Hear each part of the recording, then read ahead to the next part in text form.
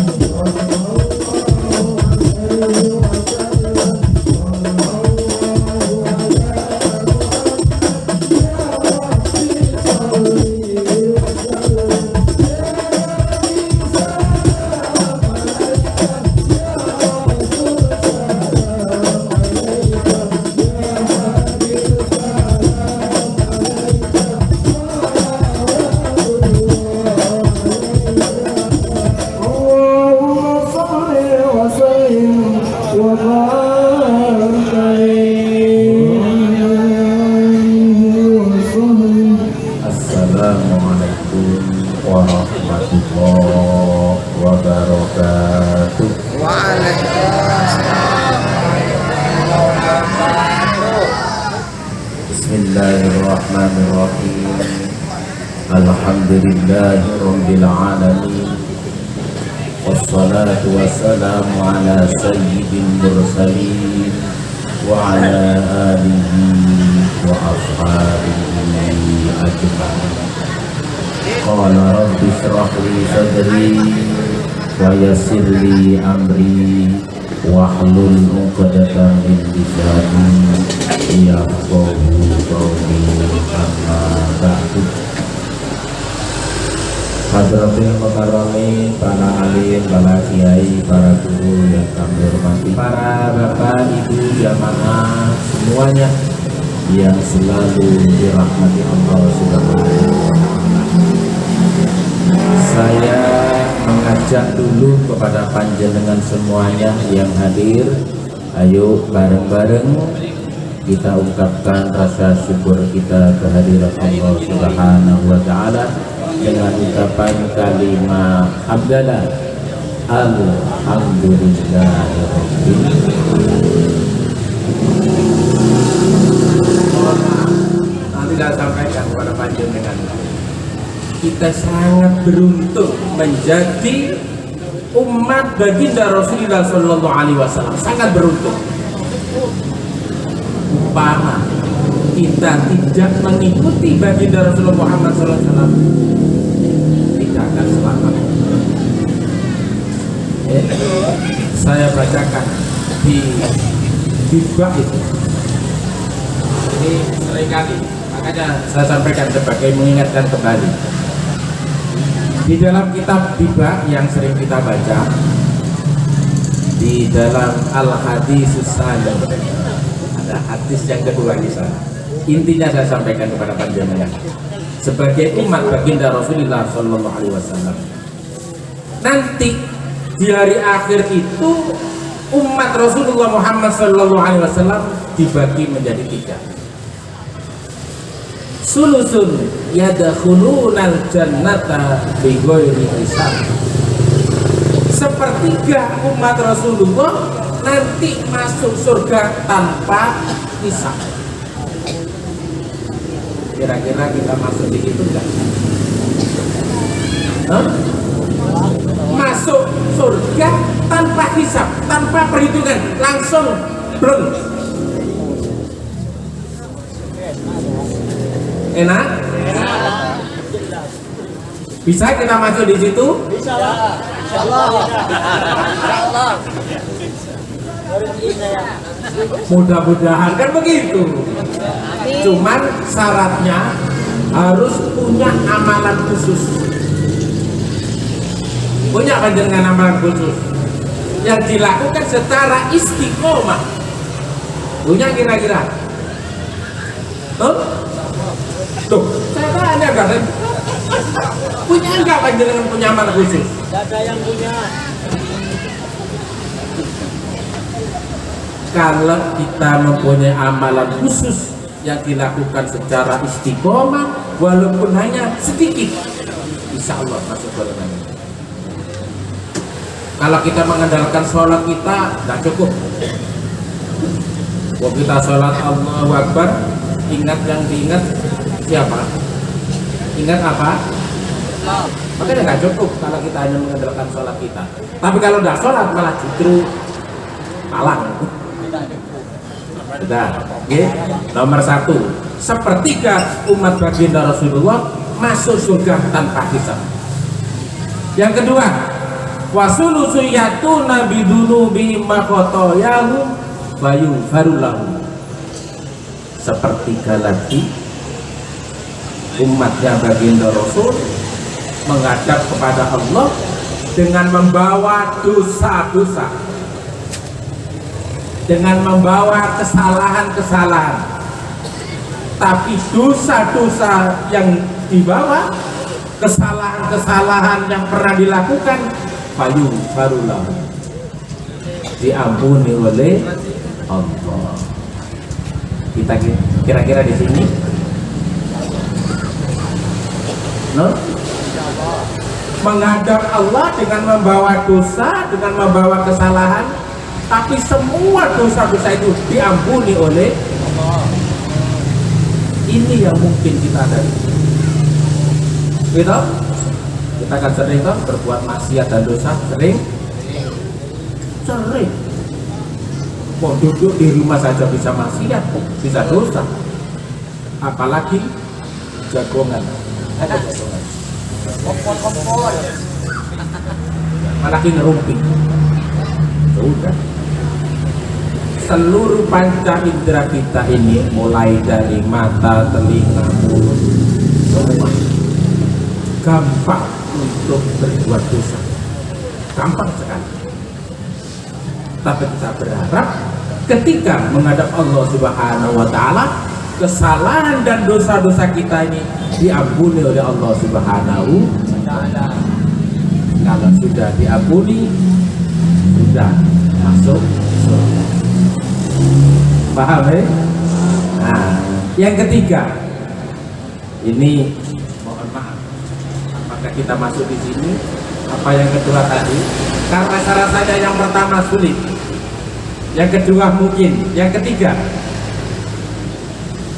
wasulusoyatuna bidunubin wa khotoya idom. Sepertiga umat baginda Rasul menghadap Allah Subhanahu wa Ta'ala dengan membawa dosa-dosa yang begitu banyak.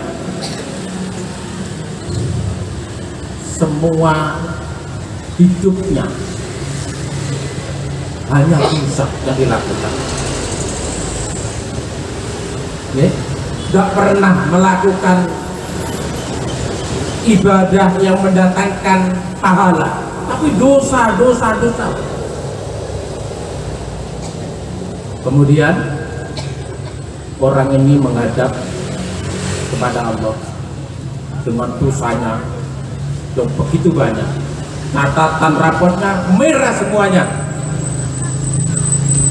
Kemudian fayaqulullahu ta'ala lil malaikati, Allah Subhanahu wa Ta'ala berkata kepada malaikat, idhabu wazinuhu, hei malaikat, coba orang ini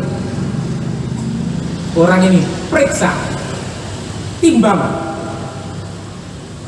dosanya dengan pahalanya, suruh timbang. Kemudian apa?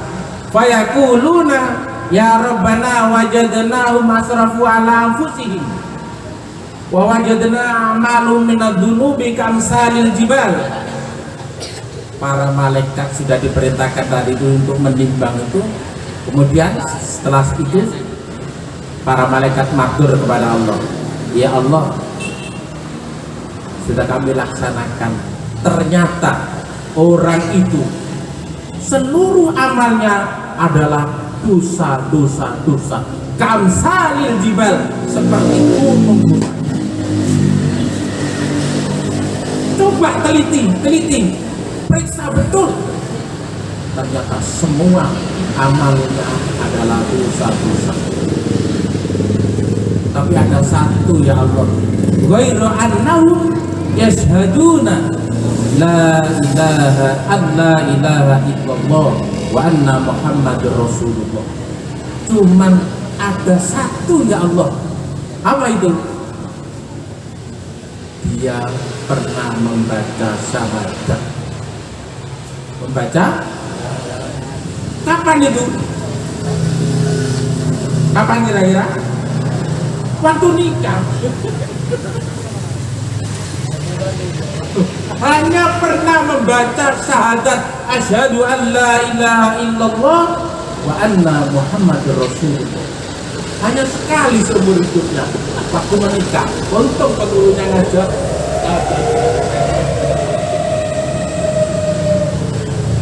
Kemudian apa kata Allah? Fayaqulu Rabbi fayaqul haqqu. Allah Subhanahu wa Ta'ala berkata kepada malaikat, wahai malaikat, jangan biarkan hambaku itu, walaupun dosa-dosanya banyak sekali, tapi dia pernah bersyahadat dengan ikhlas, mengakui bahwa asyhadu an la ilaha illallah Muhammadur Rasulullah. Apa lanjutannya? Adkhiluhumul jannata birahmati, dengan rahmatku masukkan surga. Enak nawaila. Asalkan pernah membaca, walaupun berat sekali.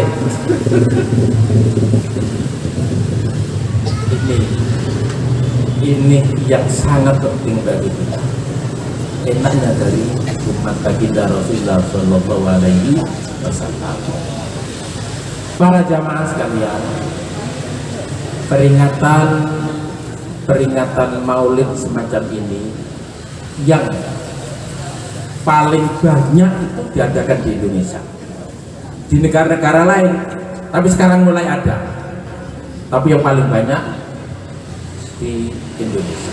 Coba kalau kita lihat, mulai dari tingkatan negara, di istana kan ada, di provinsi, di kabupaten, di sampai ini RT. Subhanallah. Bahkan mohon maaf, ada yang mengadakan acara pribadi.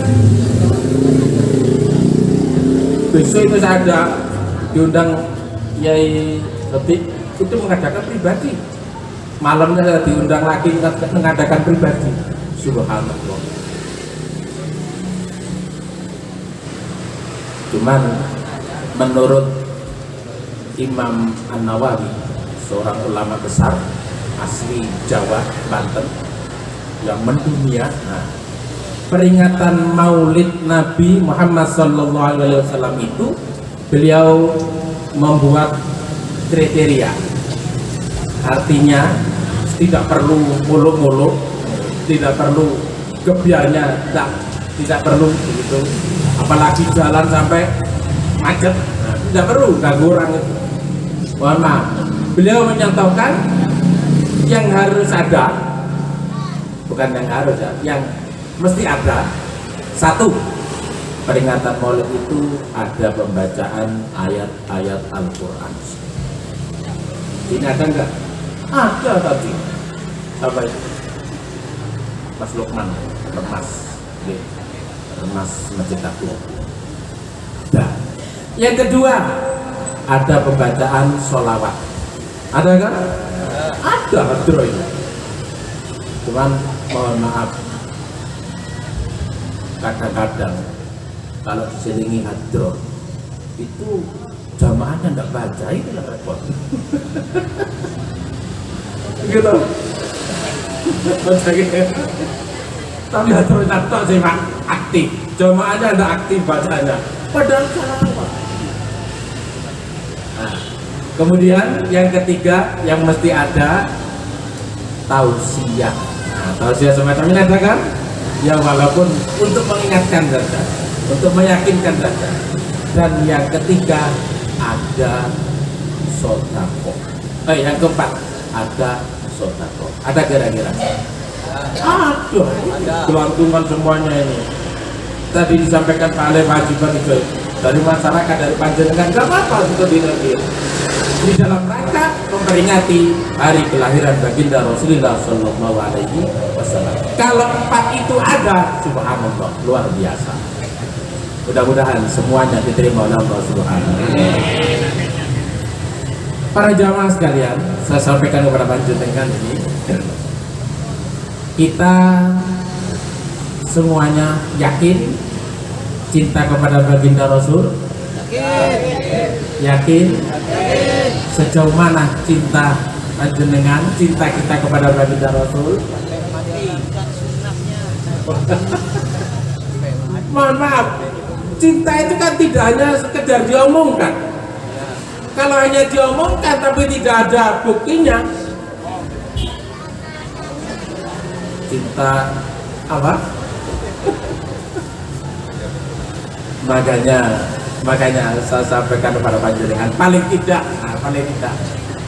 kalau kita mengaku cinta kepada baginda Rasulullah Sallallahu Alaihi Wasallam, dan memang harus cinta, sebab nanti di akhirat ada hadis, hadisnya ini, al mar'u yuhsaru ma'aman ahabta.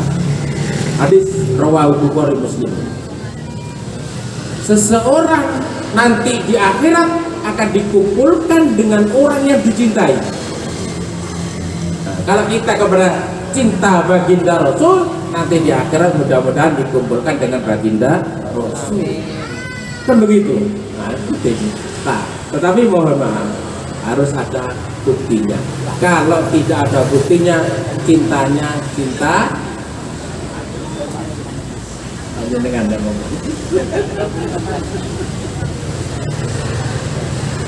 yang pertama, kalau seseorang mencintai orang lain, menyenangi, bahkan cintanya sangat begitu, kan setiap saat kepingin ketemu, gitu? Setiap saat kepingin. Kita juga cinta kepada baginda Rasul, tentunya kita kepingin ketemu. Kira-kira bisa nggak kita ketemu baginda Rasul?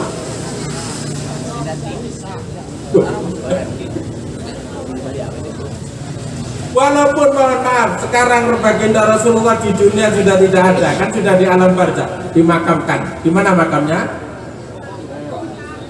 Di Madinah. Gitu?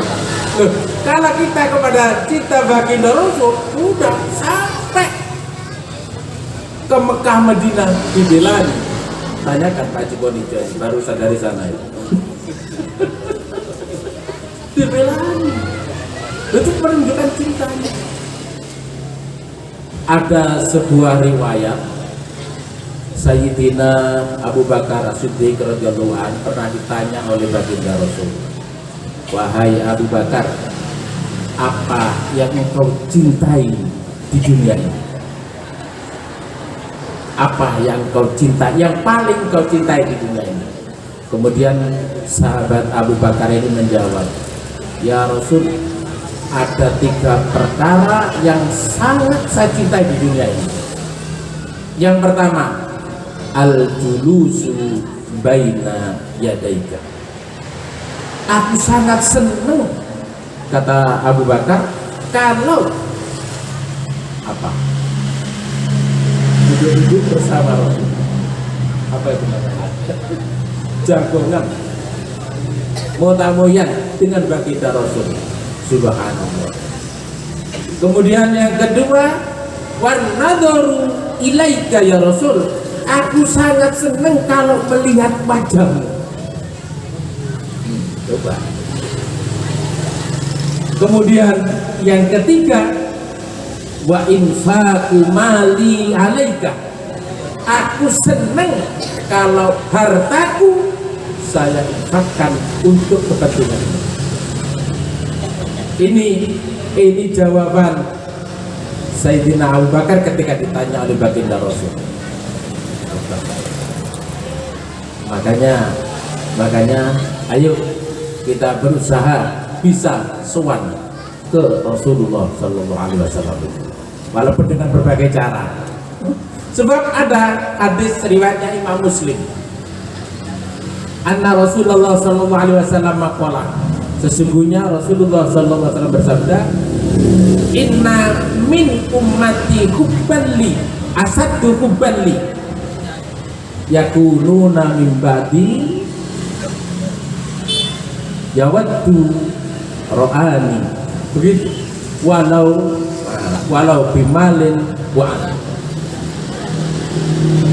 Coba, ini ada hadis riwayat Muslim, ada umat manusia dari umatku yang sangat cintanya kepadaku, bahkan kepingin ketemu dengan aku, dibelani, coba dibelani, walaupun dengan mengeluarkan biaya dan meninggalkan keluarga. Makanya para jamaah, ayo bareng-bareng kita berusaha sowan kepada baginda Rasulullah Sallallahu Alaihi Wasallam, kemudian mengaturkan bahwa kita ini benar-benar cinta kepada baginda Rasulullah Sallallahu Alaihi Wasallam. Yang kedua, Bukti kalau kita cinta kepada baginda Rasul, seorang yang mencintai orang lain mesti apa yang diinginkan dipenuhi. Betul? Apa yang diperintahkan dipenuhi. Betul? Makanya baginda Rasulullah Shallallahu Alaihi Wasallam memerintahkan dalam sehari semalam sholat 5 waktu. Ini toh? Kita penuhi? Kita penuhi? Penuhi. Apa yang dicontohkan, diteladankan oleh baginda Rasul, kita ikuti. Pekerjaan yang paling kecil.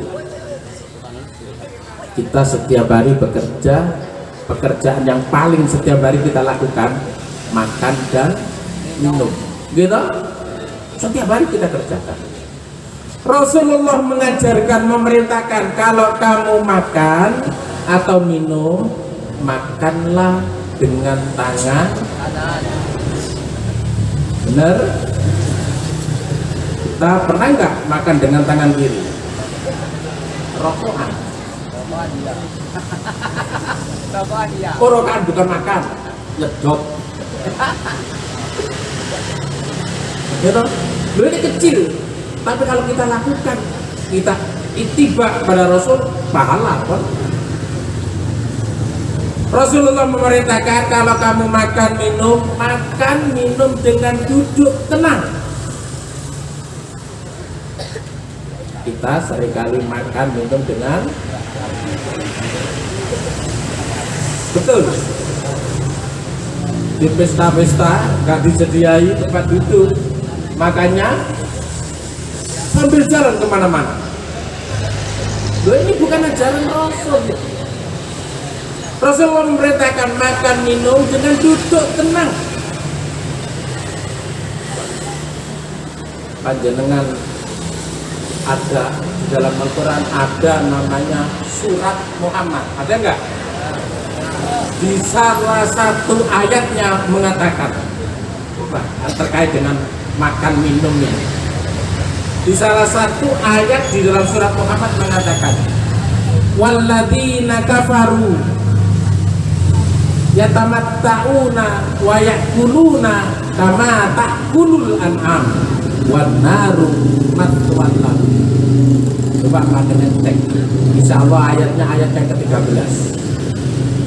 Walladzina kafaru, orang-orang kafir, yang yatamatta'una, mereka bersenang-senang, wa ya'kuluna, dan mereka makan minum kama ta'kulul an'am, persis makan minum binatang pernah. Siapa kalau binatang itu makan minumnya? Ya ngatur, dia sambil jalan-jalan gitu. Wanaru maswallahu, neraka tempat. Itu hanya sekedar makan minum sudah. Kalau kita teliti semuanya, wah sulit. Makan minum dengan mengucapkan bismillah minimal, selesai membaca alhamdulillah. Nah, ini makanya ayo dalam kesempatan ini, melalui kesempatan ini saya mengingatkan kembali,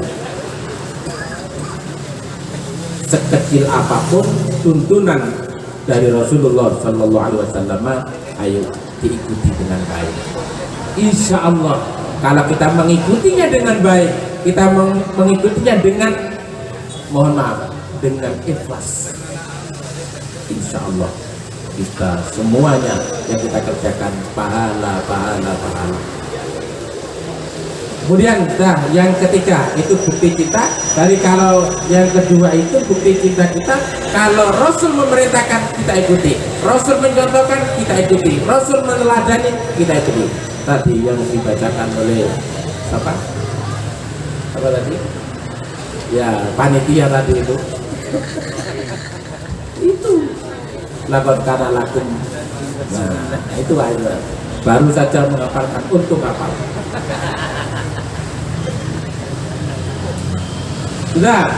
Yang ketiga, bukti kita cinta kepada baginda Rasul, seseorang kalau mencintai orang yang dicintai itu sering menyebut-nyebut namanya. Gitu? Mau tidur nyebut namanya, bangun tidur masih belum cuci muka, belum raup, ending.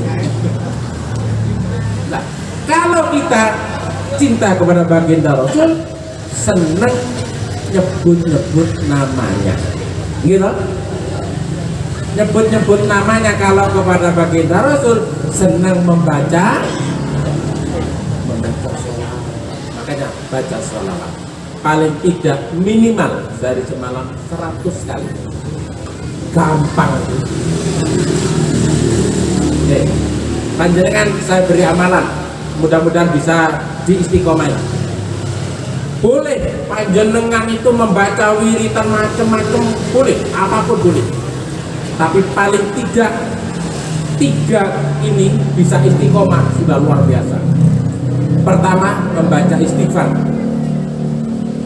Membaca apa istighfar itu? Astagfirullahaladzim, astagfirullahaladzim, astagfirullahaladzim. Sehari semalam minimal 70 kali atau 100 kali, karena hadisnya begitu. Rasulullah yang tidak punya dosa minimal 70 kali, satu riwayat 100 kali. Dari sehari semalam istighfarnya berapa?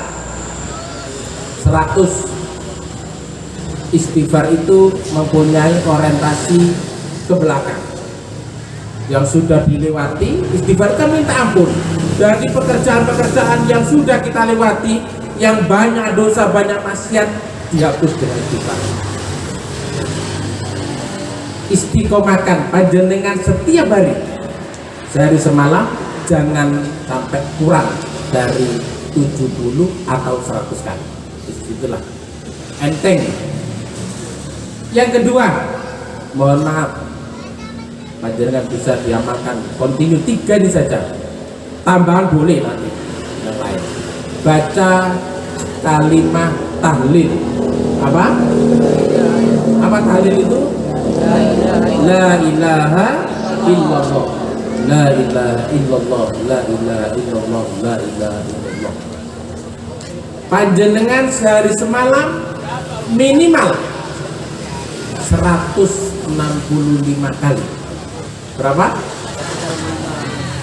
Karena kalimat la ilaha illallah itu nilai hurufnya, nilai hurufnya kalau di total jumlahnya 165. Lam itu ada nilainya berapa? Itu ada di dalam rumus Arab, itu ada. Tadi sehari semalam berapa tahlilnya? 165. Kalau panjenengan setiap kali sholatnya 5 kali, berarti 33. Gitu? Hanya sepertiga putaran tasbih. 33 kali setiap kali sholat. Kali 5, 165. Tahlil ini, kalimat tahlil la ilaha illallah, orientasinya zaman saat ini, sekarang. Makanya la ilaha illallah harus tertanam betul di hati sanubari kita, jangan sampai lepas.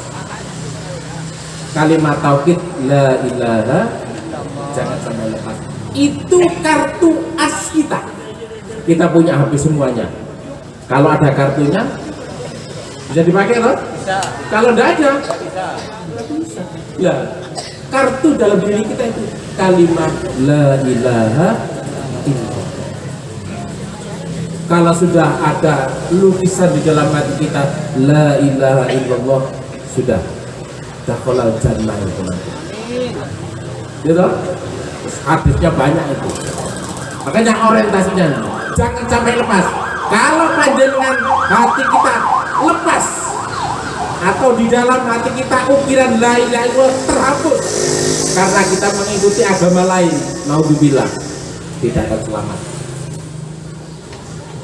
Paham? Makanya orientasinya saat ini Ya saat ini kita pegang teguh la ilaha illallah, itu kartu as kita. Tapi kalau hanya kartunya saja, ini HP ada kartunya, ada baterainya, ada enggak? Ada. Kalau baterainya lemot, mati. Ya sinyalnya kurang, kan begitu. Perlu di ces. Nah, di antara pengetesan iman itu adalah kalimat la ilaha illallah dibaca. Rasulullah pernah bersabda, jadidu imanakum, wahai para sahabat, perbarui imanmu. Kemudian para sahabat bertanya, wa kaifa nujaddidu imanana ya Rasul, bagaimana caranya memperbarui iman? Rasulullah menjawab, faksiru biqauli la ilaha illallah, perbanyak bacaan la ilaha illallah. Itu bacaan yang kedua, istiqomahkan. Kemudian yang ketiga, sholawat. Baca sholawat. Tadi berapa kali sholawatnya dalam sehari malam? Minimal 100 kali. Minimal 100. Mohon maaf, lebih dari itu lebih bagus. Bacaan sholawat lebih dari itu lebih bagus, karena ada sebuah hadis riwayat Imam Tirmidzi, inna aula bi yaumal qiyamah aksaruhu alayya sholatan. Hadis riwayat Imam Tirmidzi. Sesungguhnya orang yang paling berhak mendapatkan syafaatku, kata baginda Rasul, adalah orang yang paling banyak bacaan sholawatnya kepada. Paham jenengan? Paham jenengan? Baca sholawat sebanyak-banyak. Nah, terakhir saya sampaikan, ada peristiwa ini menggemparkan waktu itu, waktu kejadian itu. Peristiwa nyata ketika terjadi pada tahun 2009 pada bulan Maulid di negara Libanon, di Libanon Selatan. Tahu Libanon panjenengan? Di Libanon Selatan, ya, di sebuah kota namanya Zaitun.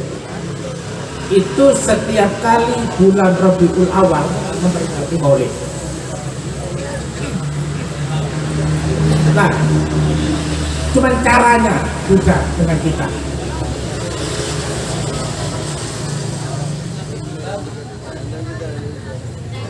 Di sana itu peringatan Maulid dengan membaca sholawat diiringi dengan tembakan ke udara. Tembakan di sini diganti mercon.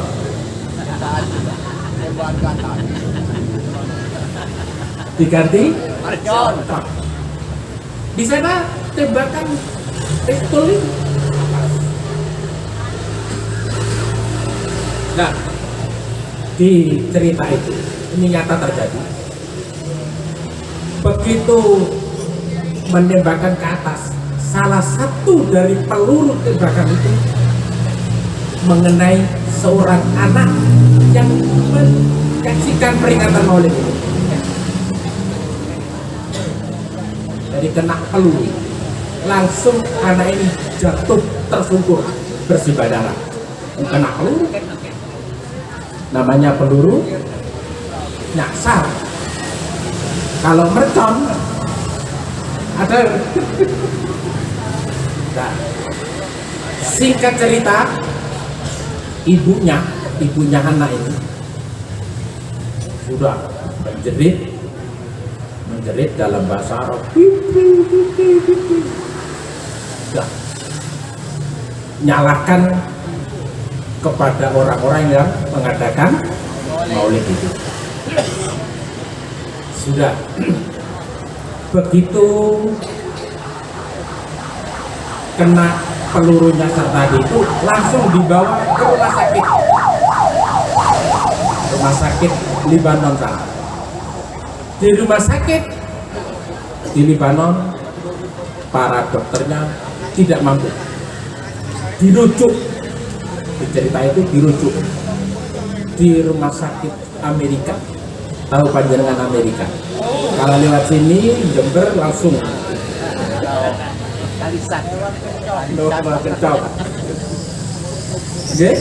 sudah dibawa ke rumah sakit Amerika karena di sana alatnya lengkap, dokternya juga bagus, dibawa. Kemudian setelah dibawa itu, nah ibunya yang mengikuti, kalau bapaknya sudah meninggal lebih dulu ceritanya, ibunya marah-marah, bahkan memanggil-manggil, ya Muhammad, ya Muhammad, ya Muhammad, aina inti, hai Muhammad, di mana kamu? Ini anakku terkena peluru gara-gara umatmu yang mengadakan maulid. Dengan tujuan ya mencaci, mengaji, macam-macam lah. Sudah, singkat cerita, anak ini sudah masuk ruangan ditangani oleh para dokter. Tidak satu dokter, tim dokter sudah ditangani oleh tim dokter.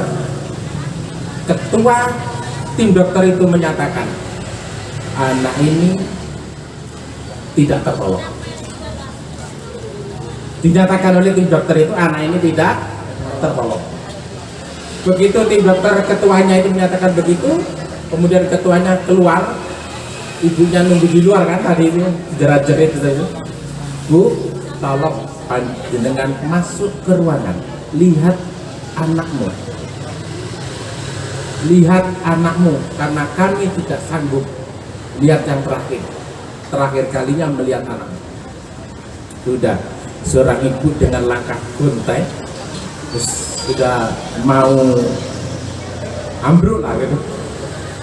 Cipapa masuk di ruangan.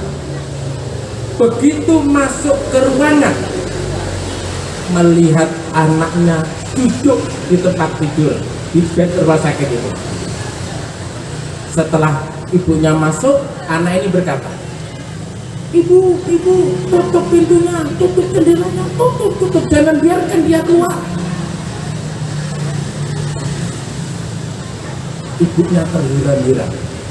Katanya dokter tadi itu mau meninggal, tetapi begitu ibunya masuk, anak ini duduk dan matur kepada ibu, tutup pintunya, tutup jendelanya, jangan biarkan dia keluar.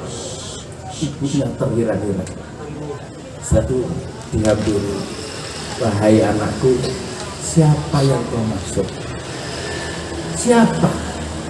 Kamu kau sudah bisa duduk, siapa yang kau maksud? Coba ibu lihat, aku tidak ada. Semua darah hilang, bekas tembakan tidak ada, sudah sembuh sedia kala. Terus siapa yang kau maksud? Jangan biarkan dia keluar. Itu adalah baginda Rasulullah SAW. Bukan kata ibu di luar menjerit-jerit, berteriak-teriak memanggil Rasulullah, memanggil Muhammad. Beliau datang sambil mengusap aku dengan lemah lembut, dengan kasih sayang. Semua hilang. Begitu menyaksikan sebuah keajaiban, itulah kuasa Allah yang kita tontonkan.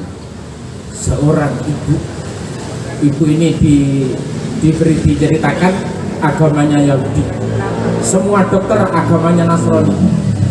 Melihat kejadian itu, ibunya dan para dokter bersyahadat masuk Islam. Ini ceritanya Pak, panjenengan bisa itu mencari cerita itu. Sampai begitu. Jadi ketika, mohon maaf, Rasulullah disebut namanya, apalagi maulid semacam ini. Subhanallah, bisa jadi hadir di tengah-tengah. Makanya kalau kita baca sholawat di mana saja, kita baca yang baik, paham ya?